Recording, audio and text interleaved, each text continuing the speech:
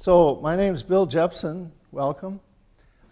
This is the second in a series of 4 shows that I've put together on travel. And so today we're going to go to Paris. I had some slides of the rest of France, but I had so many of Paris that I've been there 5 times. And so I focused on that, and then I wanted to give a little more variety, so I added this day trip to Switzerland and then a few places in Germany to mix it up. Last time in October we went from Venice to Florence to Rome, Capri and the Amalfi Coast, and Pompeii in Italy. And we're going to hopefully have these online too. We're recording it so that we'll be able to, you'll be able to watch it from home or share it with others if you want. But the goal is to, give you some information about and inspire you to go to Europe. And so I've taken a number of high school tours. I'm a high school teacher that taught world history and all the social studies courses at Hopkins and Eden Prairie. And then I had an alternative school there for a while. So I started an overseas program and got to go over a number of times. But here's our tour today. We'll go to Paris and then Bern, Switzerland, and then to Munich. And it takes about 9 hours to go there. Costs about $800 today, unless you book it way ahead of time. Usually from the middle of the week, like a Wednesday on, you can get it maybe for $600. But so here's Paris, the city of lights. Why do you think they call it the city of lights? What I found out is that they were the first ones to have gas lights in the 1860s. And there are over 300 sites that are lit up at night in Paris. So I'll show you some beautiful pictures, not just the Eiffel Tower, but Notre Dame and Montmartre. And so we'll go through all these main sites here in the beautiful city of Paris. And it's also called the City of Love. And so why is it the City of Love? Because there's so many romantic things about France besides the language, the art, fashion, the food is great. Everybody loves Paris once they go there. They fall in love with it. And you'll see there's lots of weddings going on in the springtime when we're there. I first went there in 1975. There I am, kind of skinny with a big beard. 20 years old. I spent 4 months living in Athens, Greece, on a semester program there. And that'll be a later presentation. We went over to Egypt, went around the pyramids. And, but after the 4 months in Athens, I went up through Europe for 2 months alone and went through every country. Went to France twice. And then much later, when I was a teacher in Eden Prairie at an alternative school, around the year 2000, I went on a number of tours. We would hook up with EF tours, and 6 students and the teacher goes for free, so it was a great program. And they would spend about $2,000 to go and get a wonderful,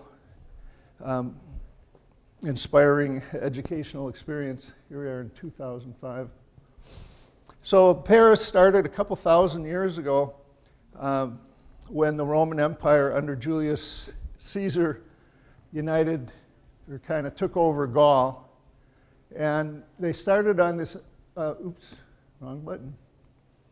They started on this island here called Ile de Cité, and they built a wall around the left bank, which is now called the Latin Quarter, partly because the Roman Latin. And so it first built up around here. This is much later in the 1600s, when by then this wall was around the whole city. And the palace of the king was right here, which later became the Louvre. We'll see. We're going to tour the Louvre. But Notre Dame Cathedral was built around 1100 AD, right there on Ile de Cité. So here's a good view of it. You can see the Gothic cathedral. We'll take a close look at that now. And so this city is what, or this island, Ile de Cité, is what Paris grew up around. And 2 years ago, my wife and I stayed on Ile de Saint Louis, this other island. There's two islands, City and Saint Louis. And so we'll show you about that. Great place to stay for a week. And so that was in October of 2018. And here's the facade, the front of Notre Dame. There's a big square there in front. And you can see all the statues and gargoyles. And there's the rose window, beautiful stained glass window. I'll show you from the inside. And surrounding it is the Seine River, S-E-I-N-E, is the river that goes through Paris. And there's lots of boats. We'll take a cruise on the boat a little later. But so we were there in October of 18, and then 6 months later, in April of 2019, a horrible tragedy happened. You probably remember that there was a huge fire that started, probably with a blowtorch from a worker, because it happened right after they left work at around dinner time, and on the roof where they were working. And the roof is 1,000 years old. This was built in around 1100 AD, and so the wood was kind of ready to burn. And unfortunately, it went pretty fast, and this 300-foot spire tipped over into the apse. And here's what it looks like. Look inside as it fell down. And fortunately, it didn't destroy the statues and the stained glass, but there was a wooden, well, I'll show you in a second, there was a wooden frieze along here built in the 1400s that burned. And their most priceless artifact was the thorns crown of Jesus Christ, which was brought back from the Crusades, they believe. And so it's been a relic of Notre Dame since the 1100s. And that was saved. As I walked around inside there, that 6 months ahead of time, you could see, here's the statue to Joan of Arc, and some stained glass there. And here's the famous rose window. Beautiful. It's as big as this whole wall here.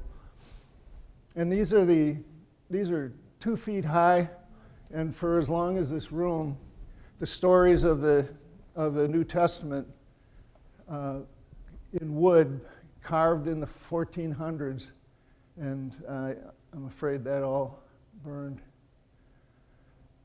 And as you walk up to Notre Dame, you look up, and that's the view of the 2 bell towers, famous for Quasimodo and the Hunchback of Notre Dame, and all these 10-foot high saints carved there.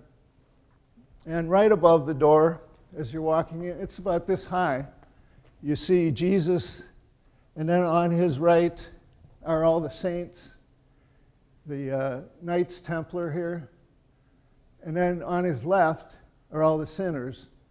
Here's the devil, And if you look closely at them, some of them are pretty amazing, pretty grotesque.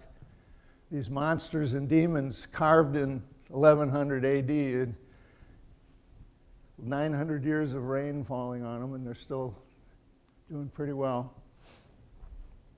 And on the left is one of the saints. Can you guess which one that is? He's holding his head. Bingo. Yeah, John the Baptist. You're holding his head. And what we love doing, well, the students and I was puffing pretty hard, but there's almost 400 steps. You can see how well worn they are from 800 years of people climbing it. But you climb up the bell tower to get to the top level, and you can look through the chain link, and you see these amazing gargoyles, which are actually water spouts, and each one with a different demon. And so they're pretty famous, the gargoyles of Notre Dame. They're up at this level up here. So then you come down, and most people are taking pictures with the pigeons. There's hundreds of pigeons, and they'll land on you, and it's a great, great shot.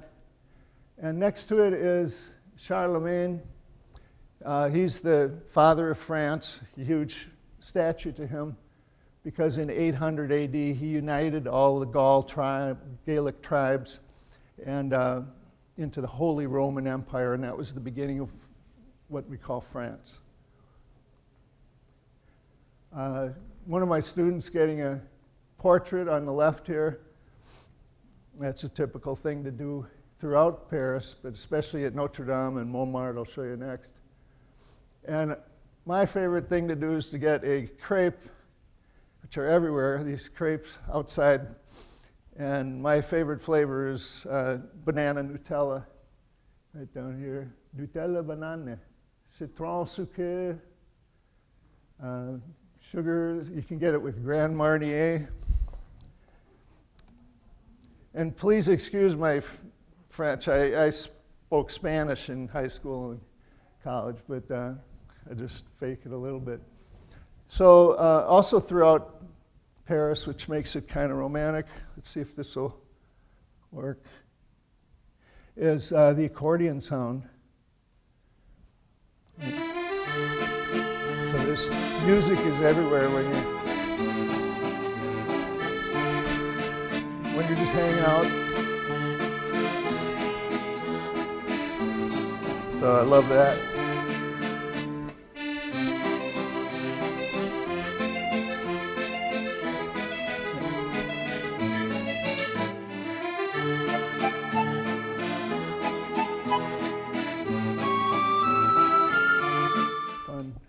There's weddings going on all around, especially if you're Catholic, of course, because France is mostly Catholic and Notre Dame is the main cathedral, but weddings everywhere. And another thing that's kind of interesting is you have these love locks where you promise, you make a vow with your loved one to be with them forever, and then you put the lock on the bridge. And on the left is about how many there are today, but a few years ago, it was getting out of hand. There were so many in the city of love. Everybody had to do it, and the bridges started faltering because there's so much weight on there, tons of locks. So the top picture is the city had to finally kind of take them apart and put them into this other place, into this park, I guess. Also on Ile-de-Cité is another chapel that's very old. Sainte-Chapelle is very famous for its beautiful rose windows, but stained glass windows, but you have to get a special ticket for it months ahead of time, so I never got to go in there. Also on the island is Concierge, which is the prison where Marie Antoinette waited for a year for her beheading in 1793. So 1789, remember, was the French Revolution. And so, remember she said, let them eat cake when the people were rising up. They just wanted bread because they couldn't eat. And she was living at Versailles, which I'll show you a little bit later. So that was all the sites here on the city island, and now we're going to look at the St. Louis Island, where we stayed right here for Airbnb for 10 days. So it used to be a cow pasture until the 1600s, and then it was built up by the elite kind of Parisians. So there's beautiful hotels now that were once palaces, like Hotel Lambert. But here's where we stayed in the Airbnb, and you go up these marble stairs. The elevator was only about this big. You could barely get your suitcase in there too. But we were on the 4th floor, and it was a very nice place. And you can get it as an Airbnb for around $1,200 for each couple. We had 2 couples for a week, so it wasn't too bad. But the perfect place to stay, because not only is it the central location in Paris, you can walk everywhere, or take the metro, and also it has these wonderful shops. It's like a small town there. So here's a flower shop next to our favorite restaurant, Sorza, and you can see here's the menu. Most of the entrees are around 20 euros or so. The exchange rate now is about 20% more for dollars. So 10 euros is $12.10. And so, I had these scallops, or veal salad. This man's riding by the oldest church there. The St. Louis Church is built in the 1600s. And it's just this long few streets. Best ice cream in the world is at Bertillon. You might have heard of it. Here's Cary Grant and Audrey Hepburn in Charade back in the 60s, getting a ice cream cone. Every kind you can imagine here.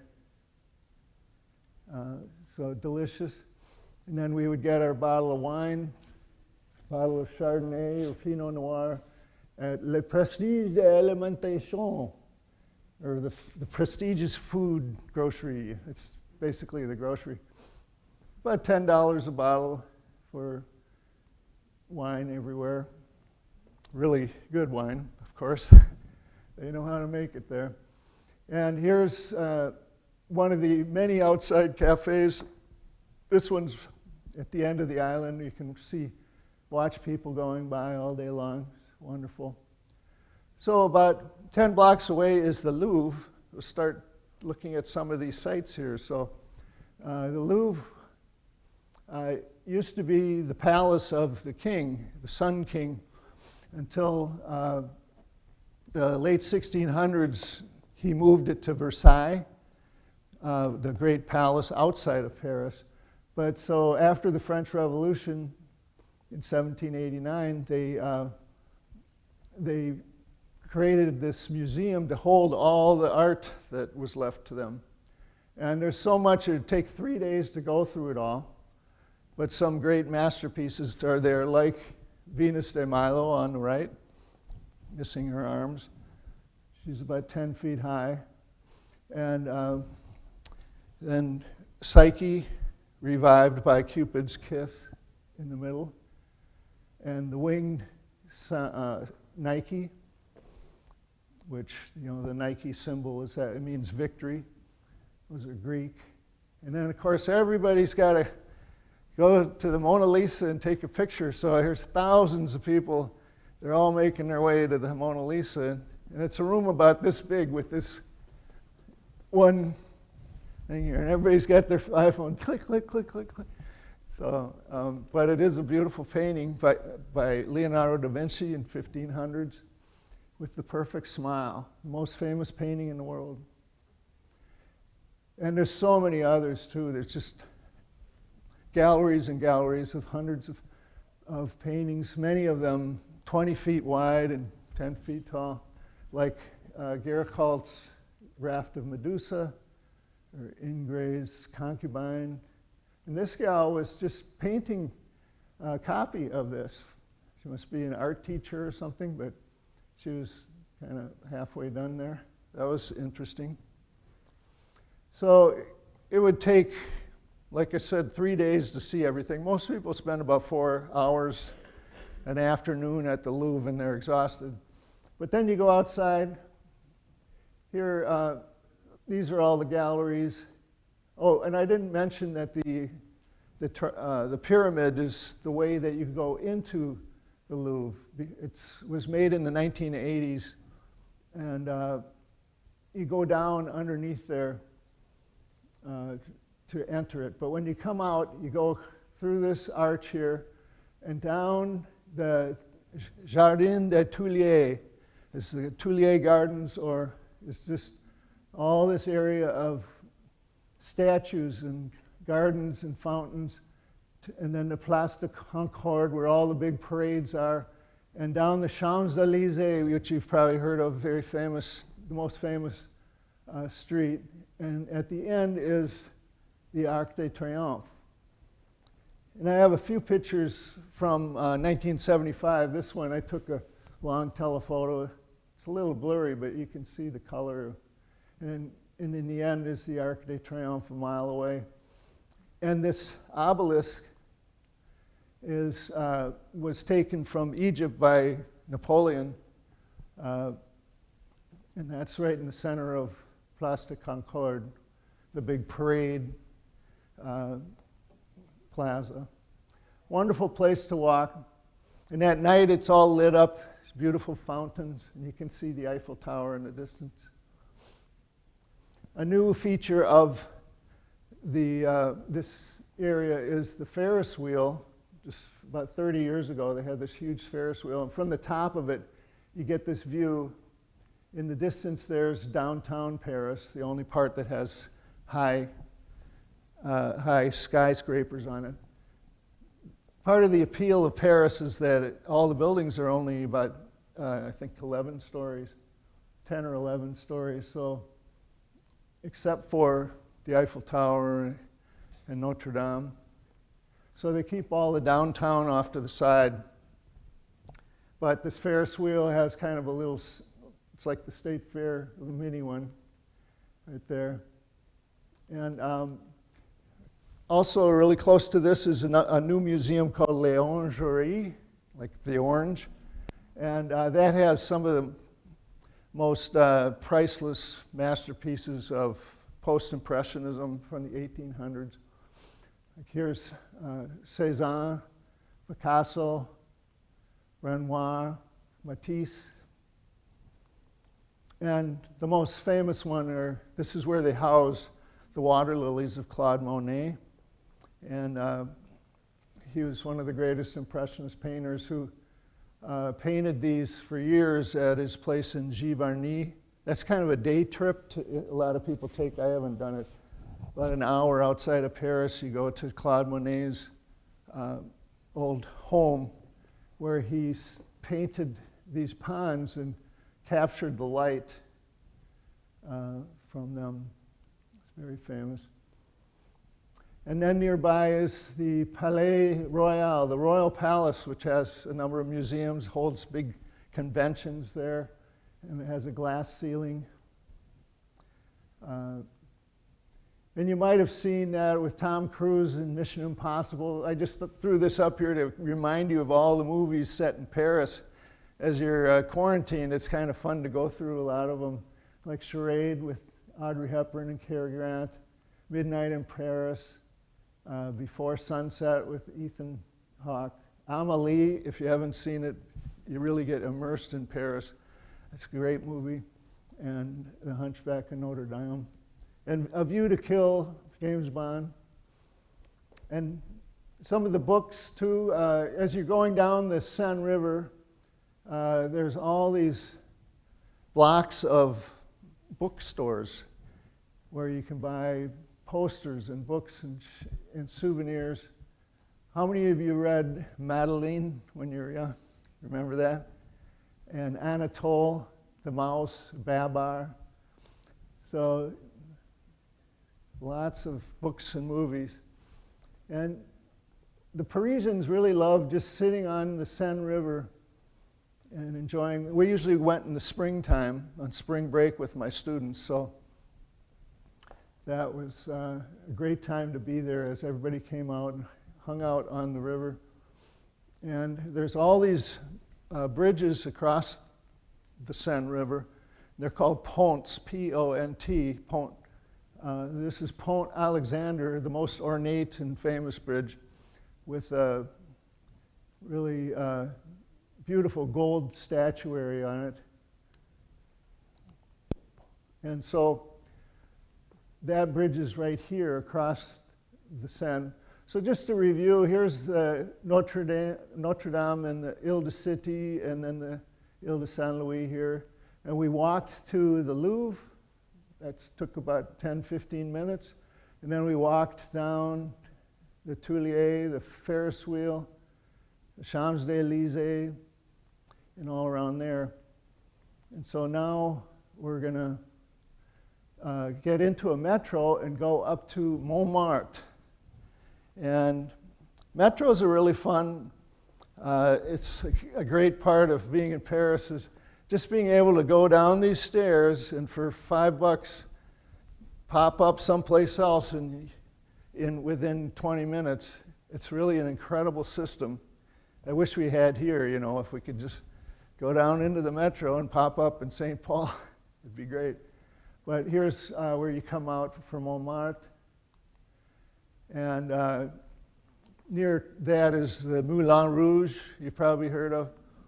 The Folies Bergère, Can shows were there. It's in a lot of movies. It means the red mill. Rouge is red, Moulin. And here's just a Parisian with her red coat right there, typical with her little cap. And so Montmartre means the highest point in Paris.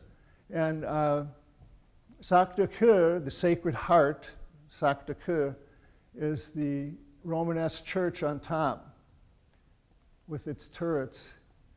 And it's a beautiful artist neighborhood, very relaxed and bohemian. Lots of cafes like these that you can walk around in and visit. Here's where we started walking up to the church, kind of in the main area of Montmartre, and cobblestone streets. And a relatively new feature is the Wall of Love. With it has 300 languages, the words "I love you" in there. Here's English right here, and then every other language. So the thing to do is to take a picture there. Here's my wife and I in one of the posters. That's kind of fun. And weddings, again, going on everywhere, it seems like, especially in the spring. But this little square in Montmartre is, the famous one is called Place de Tertre. And it's basically where 100 artists will give you a portrait. And so here's a gal, a young woman, probably her parents got this portrait, and then they asked the same artist to draw her. And it's just so great. Everybody's speaking French, and you have that accordion going on, and nice sunny day. It's like paradise just to hang out there. And we stayed in this restaurant for a few hours, in fact, and we had this view of all the artists up to the right there, just in this big square. And we had the Gascons, the waiters running back and forth here. There was our meal. And it was kind of fun because artists are always coming up and asking, hey, can I draw your portrait in French, of course. And this French family, she got them to draw their little daughter. So for half an hour she was there just talking in French, you know, and it was really a French situation or experience. And Montmartre is very famous for 100 years ago when all the great artists, or many of the great artists lived. Some of them, Picasso on the upper left, Toulouse-Lautrec, Vincent van Gogh lived there for a while, and of course Salvador Dali with all his surrealist friends, and they all hung out there. There's a Dali museum around the corner that we went to, a lot of fun, if you like him. There's surrealistic paintings. And then the cafe next to it has this acrobat, this tightrope walker in bare feet singing the French songs as he's doing this. For half an hour he's on this rope like this. And there's a hat down there, so everybody's putting money into it. But he was really amazing. Only about 10 feet off the ground, but pretty good. And so now we make our way up to the church. Sacré-Cœur, there's a statue to Joan of Arc and St. Louis on top. It's beautiful at night too. And you can walk up to the very top. It's quite a few stairs, but you get the best view because just the church there is the tallest place in Paris. So there's the view of the Eiffel Tower in the distance. And to the left you can see Notre Dame. And then below it are all these stairs that everybody kind of meets at Montmartre. I'll meet you there, and then we'll go out to dinner, that kind of thing. And so that's the view down. And here's my students in 2001 standing down here and looking up at the church. A lot of movies have scenes from here, like Amélie. And so here's where you go down. We're going to go someplace else now. And so we go down into the metro. And the metropolitan subway system, the entrances have these wonderful ornate 100-year-old ironworks by Hector Guimard. Hector Guimard is the famous artist who created these iconic entrances.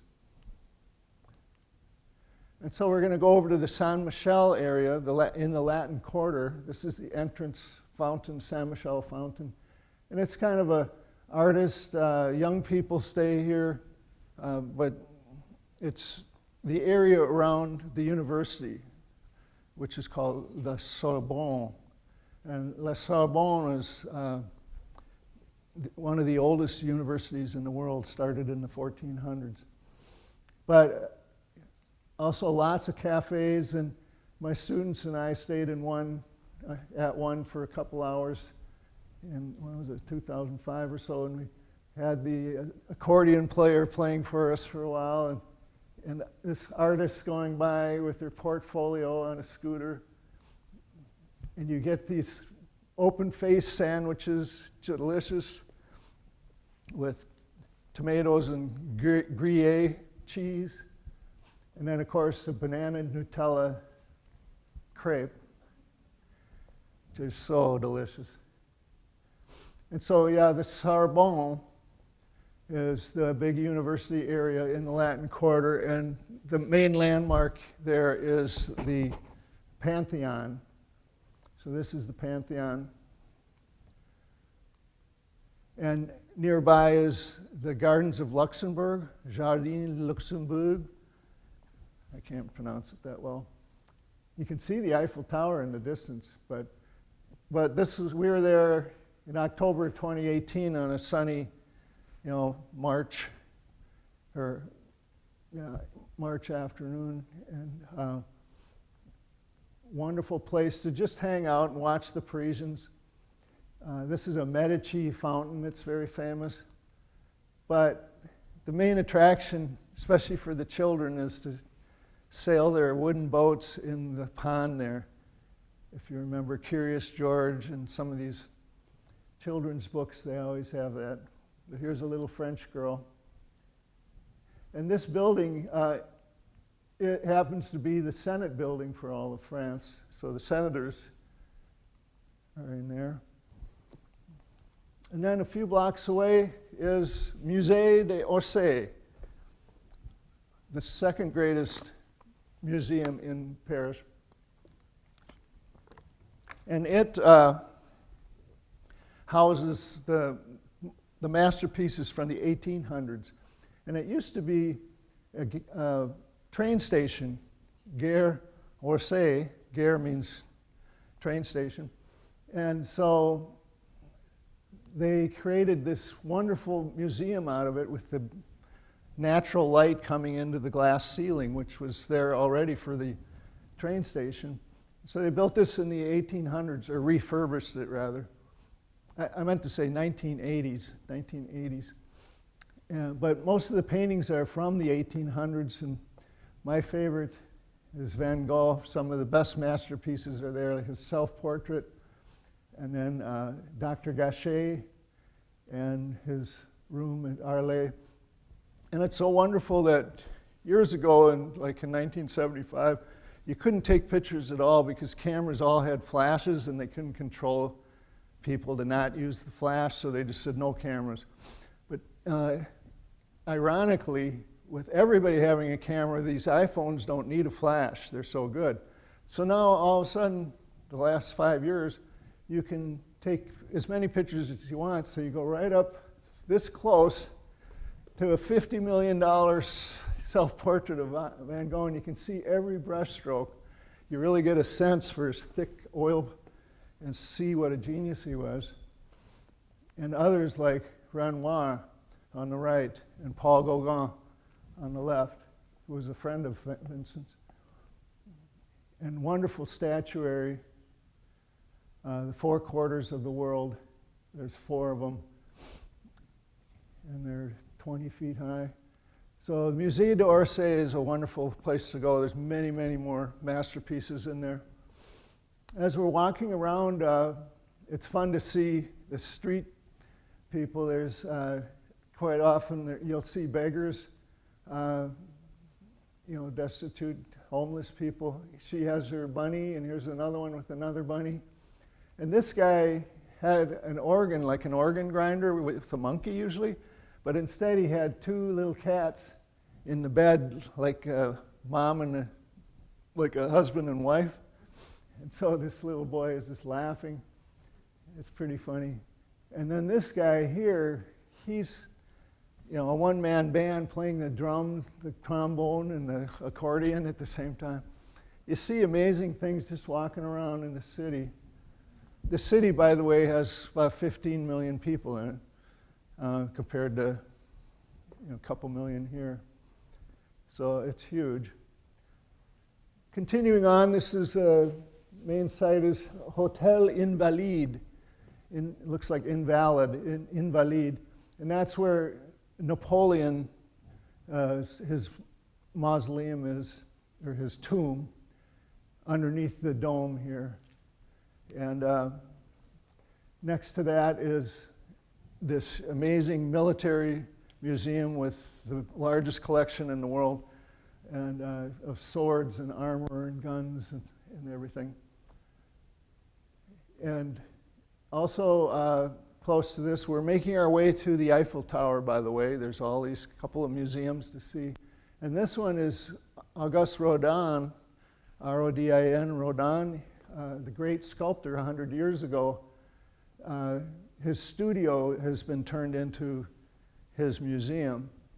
And here's the famous, the Thinker you've seen, and the Kiss is another famous one. Incredibly how he could carve that out of solid marble or bronze. And so to review, we're here at the Pantheon and the Gardens of Luxembourg. We walked through the Saint Michel area. All this, it's on the left bank, or the Latin Quarter. Why do they call it the left bank? Because the Seine River flows this way from east to west towards the English Channel of the Atlantic Sea. the Atlantic Ocean. And so since it's flowing this way, the left side, the left bank is here. And so you hear that a lot. We walked through to Musée d'Orsay, and then over to Invalides to see Napoleon, and Rodin's museum. And this whole area is called the Champs de Mars, or the field of the god of war, and that's where Napoleon would drill his armies. Remember, he conquered all of Europe around 1800 for a short period of time, until the English beat him. But then at the end of Champs de Mars is the Eiffel Tower here. So go from there, and then we'll go over to the Arc de Triomphe. So here's the Eiffel Tower, which was built by Gustave Eiffel in 1889 to celebrate the 100th anniversary of the French Revolution, which was 1789. So they built this with new technology, with iron and rivets, and it was incredible what they could do. And so it's actually about 1,000 feet high. And I was looking at the Foshee Tower is about 500 feet high. So here they're halfway up. This would be the Foshee Tower, and then they kept going all the way to the top. The IDS is about 800 feet high. So it's huge, made in 1889. It was the tallest structure in the world for many years. And here's what it looks like as you're getting closer, you're walking towards it. It's dramatic because you can see it from so far away. And you get right up underneath it, you can actually take a shot, straight up, and you get this centered, the ironworks. It's just incredible technology. And it was even controversial for a while there, back around 1900. They were going to tear it down because what an eyesore. And then thankfully they didn't.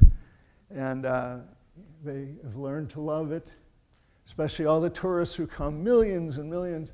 And the way you get in is you get a ticket to go up one of the four legs. There's an elevator. It's a tram kind of that goes at an angle. It's an elevator diagonal. This is the south pier, Pilier Sud, and the east pier, Pilier Est. And you go in there, and you're in this tiny elevator, about 15 people, and you go at an angle up like that. And so that costs about 16 euro, about 18 bucks. Or you can walk up the hundreds and hundreds of stairs, I think 400 or more, just to the first level for 10 bucks, 10 euro. And, or 19 or 25 to go to the very top. Almost to the top is the Jules Verne restaurant. You can get a beautiful view and a 5-star restaurant there. Or you can go to the very top and get champagne.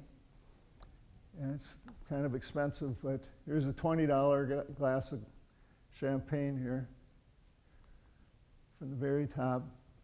But most people just go to the first or second level and get their selfie taken.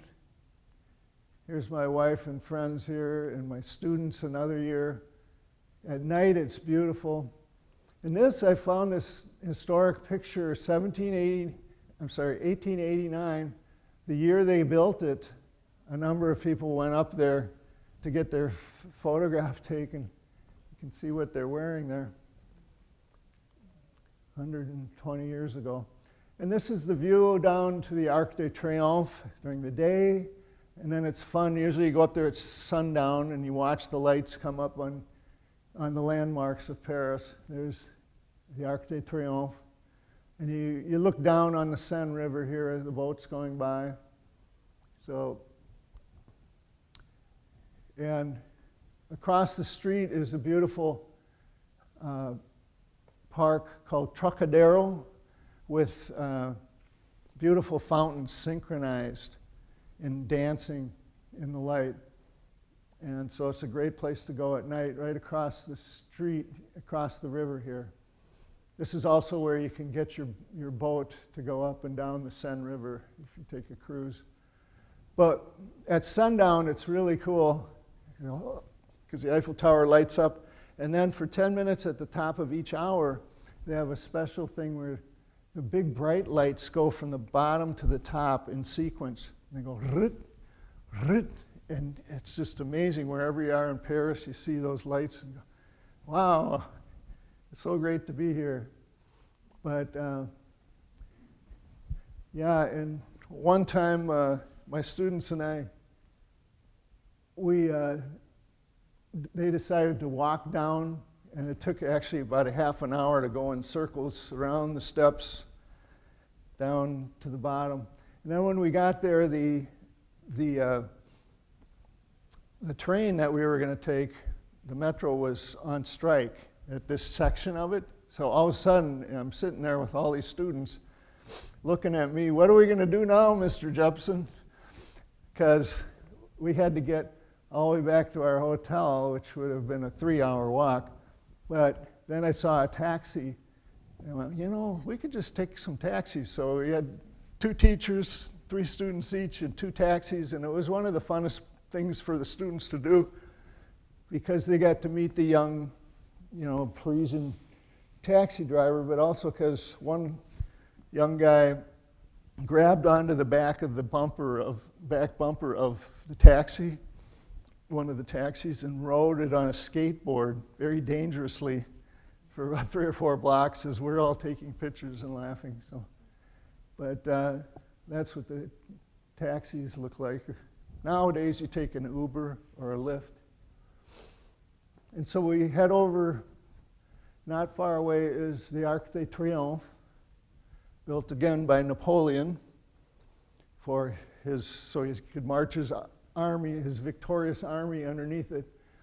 And there's a flame to the unknown soldier underneath it.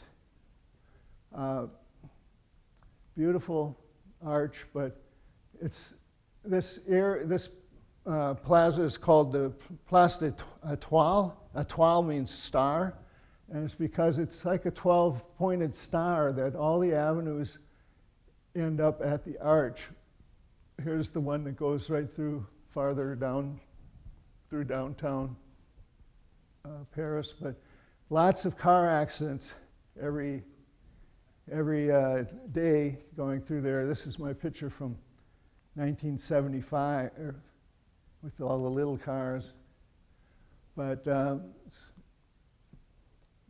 there's the red, white, and blue flag hanging from the arch. You can go to the top of it and take an elevator and look out as well. And then not far away is the opera. It's called Garnier Opera. And a beautiful ornate building built in the 1880s.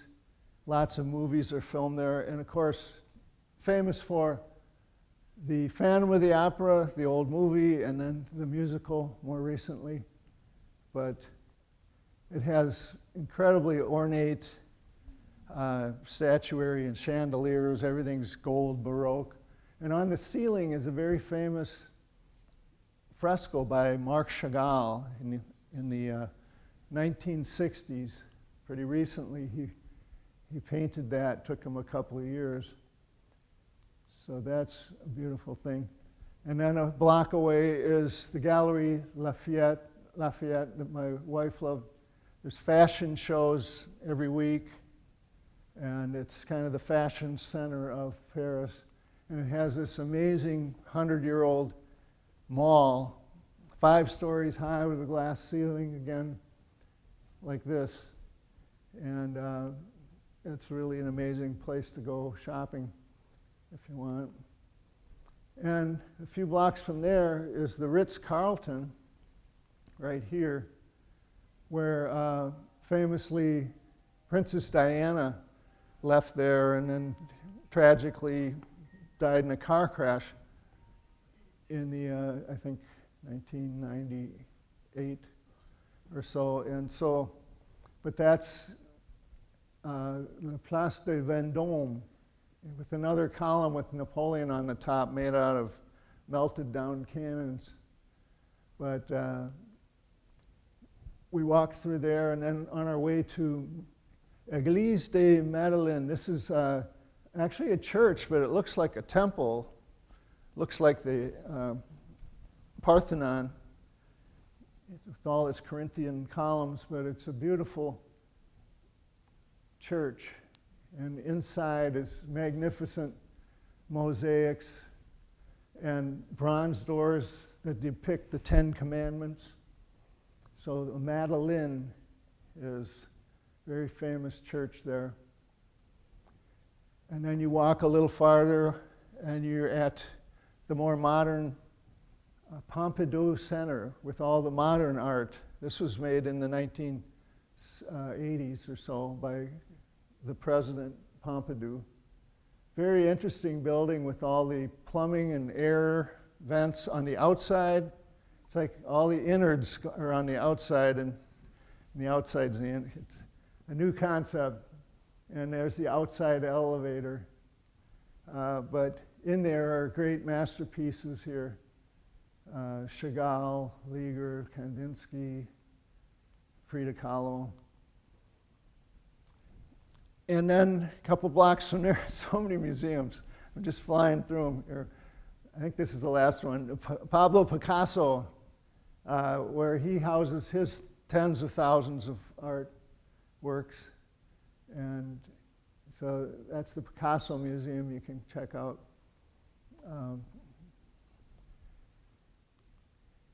And then we head over to the Bastille to take the metro. This is all that's left now is this column to the Bastille, but it's worth noting that in 1789, this is where the Bastille was stormed as the people rose up and freed the prisoners. It turned out there were only 7 prisoners, but that's the whole movie and play.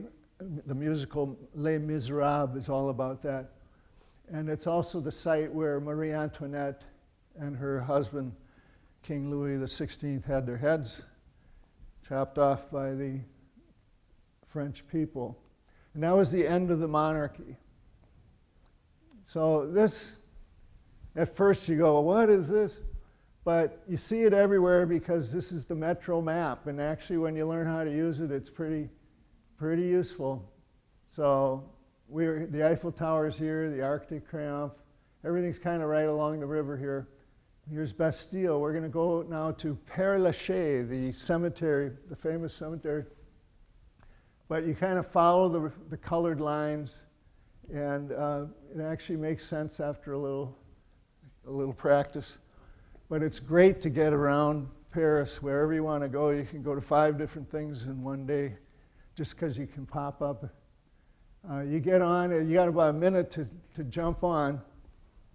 And here's a guy playing a saxophone. There's a lot of musicians on there.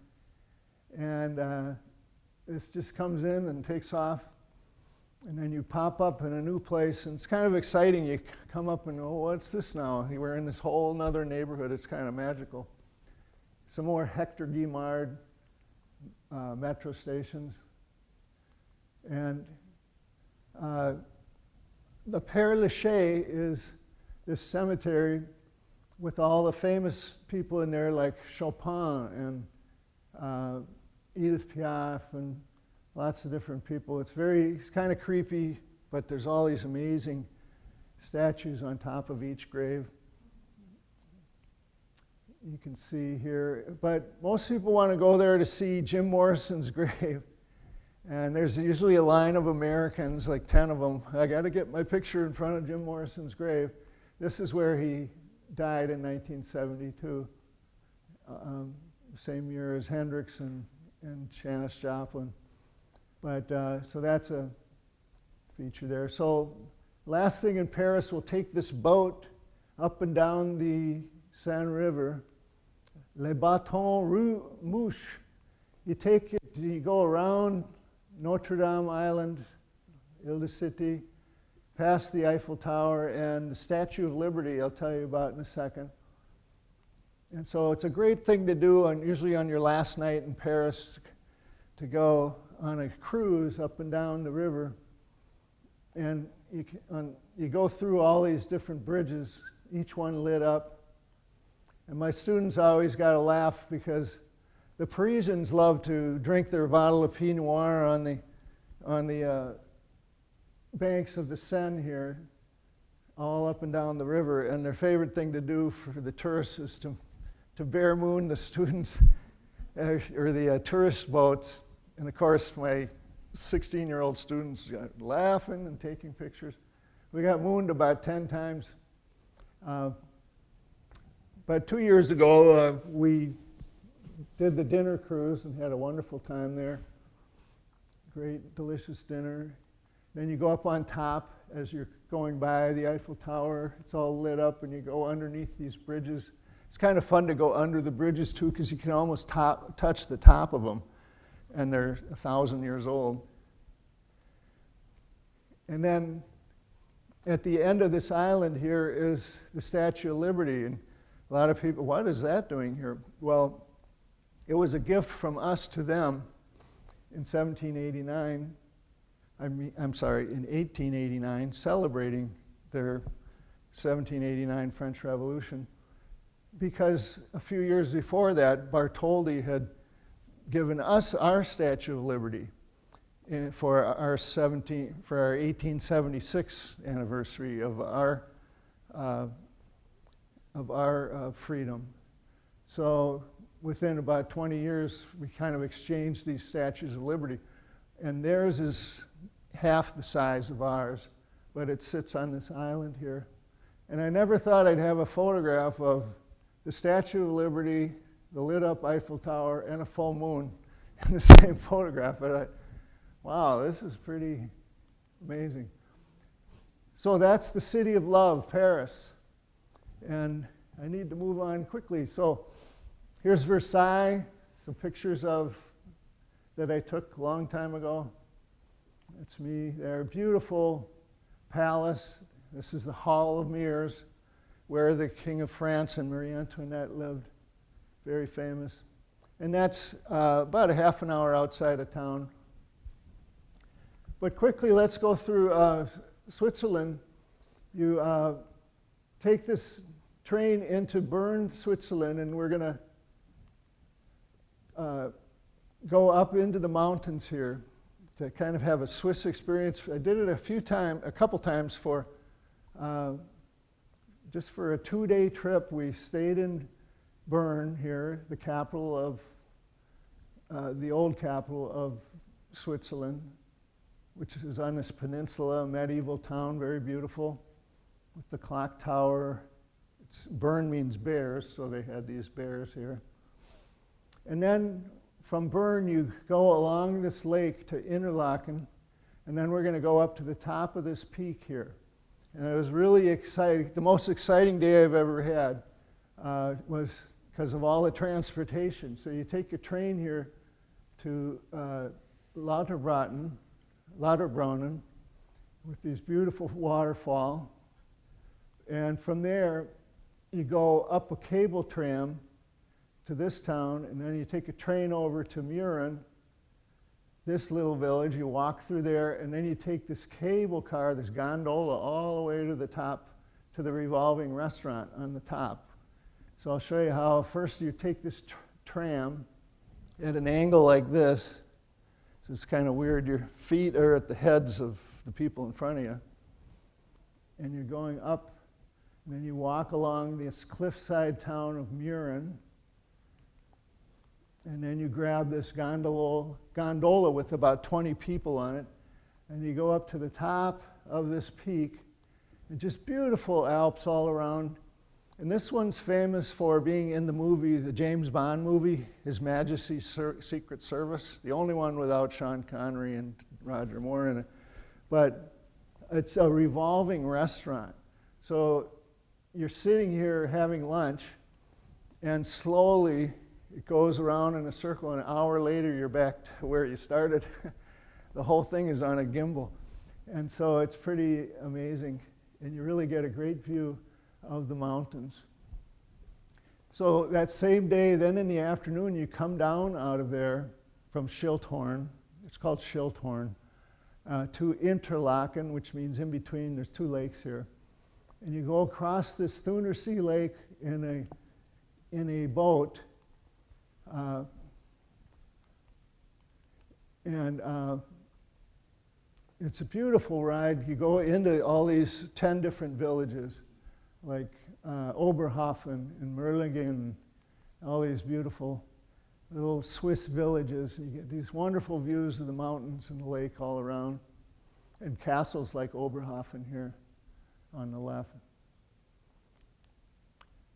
So that's a wonderful day to spend the afternoon on the lake and the morning on this mountain peak. You'll never forget it. And then you take a train over a few more hours, well, about 5 hours to Munich. And can't see all of Germany. Most people see the southern places in Bavaria, like Munich. We're going to see Rothenburg and then the Rhine River. And so you take this train from Bern through Zurich, Switzerland to Munich. And here's Fussen, where we'll show you is the Neuschwanstein Castle. But first, Munich. And this is the Marian Platz, the center of Munich, and there's a clock tower here, very famous. A couple times a day, this clock does a little dance in a circle. It's a carousel, and each of these are about 3 feet high. That's a fun thing to do. And of course, Oktoberfest. But any time of the year, they got the greatest beer in the world. There's about 10 breweries there. The most famous are Hofbrau, the Hofbrauhaus and the Lohenbrauhaus. And these gals in Drindel dresses are, they compete to see who can hold the most liters of beer at one time. And that's 12 there. Most of them, if you can do 12, 1 in each finger, 2 in each finger, it's amazing. And they even have Lohenbrau beer on tap at the McDonald's. They love beer so much. So you can drink beer when you're 10 years old there. So,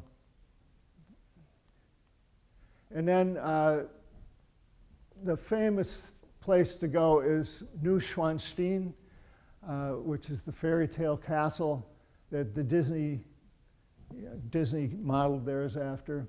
And it was built by King Mad, they call him Mad King Ludwig.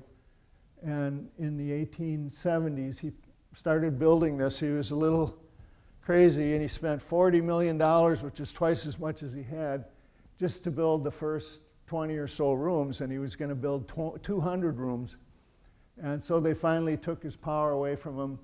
And there's a famous story I don't have time for, but he went in a boat with his friend, and mysteriously they both died, and they said, oh, it's suicide. But it was shallow water. He didn't have water in his lungs. It was a very controversial end to the Mad King Ludwig. But the tour there, it's kind of like San Simeon in California. Wonderful rooms. The throne room, his bedroom, his dining room. Incredible architecture in there. But I enjoyed more the town of Rothenburg, which I always recommend. It's a medieval town, 1,000 years old, that's well preserved more than any other, with the wall around the city. And it has beautiful sights like this. You can just walk around, you think you're in a fairy tale. They're all speaking German. And the night watchman, for 30 years, this guy has been doing these tours at night, telling all the story of it for an hour. It's wonderful. You can see him online on YouTube, but we took this horse carriage around and then did his tour. He had great stories about the town.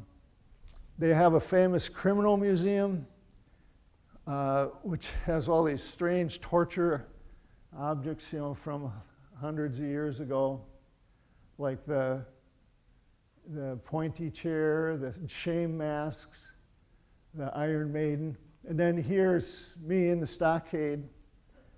But it's pretty interesting, though. It's just, you go, well, I've never seen one of these museums before.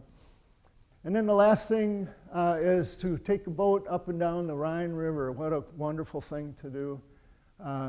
Is to spend a couple afternoons or days going up and down. And every turn you see a different castle. And you can go into the towns and just wander around. They're like, you know, Rothenburg was. And here's a map of it. Each one of these is a castle around each corner. And most of them are in ruins, but others are still hotels that you can stay in. A lot of people get married in them. And so here we are embarking on it. It holds 100 or so people. And you can just sit on the top of it having a glass of Riesling. Riesling wine is their main wine there. And we stayed in Saint-Gare, this place here. And it had an interesting view of two castles. One on the right is called the Mouse Castle for Marian Platz. And the one on the left is Katzenberg. And so it's the mouse and the cat castle within view of this little town. And we hiked up to, so our hotel's down here, and we hiked up with the students, here we are, up to Reinfels Castle, the largest castle in Germany at one time. It was 5 times as big. And it's quite a ruin now, but part of it's a hotel. And we wandered around in all these 1,000-year-old, hallways and turrets and stuff. It was very fun for us. But that's a great thing to do. And we had a gentleman with us who's 70 years old at the time, and when he was 18, he was just a few days behind the D-Day soldiers. So in 1944 in June, and he's telling my students, it was a great thing for my students studying World War II, because he's pointing to where the Nazis had their machine guns up on the hill as they crossed the Rhine River on their way to Berlin, a couple months after landing in June. And his job was to get up at 4 in the morning and cook 2,000 pancakes for all the soldiers every morning. He was one of the many cooks. And so he just did that all across France on the way to Germany. He had some great stories. But, and that's it. So then we fly home from Frankfurt, the busiest airport in Europe. And so that's my show. Are there any questions?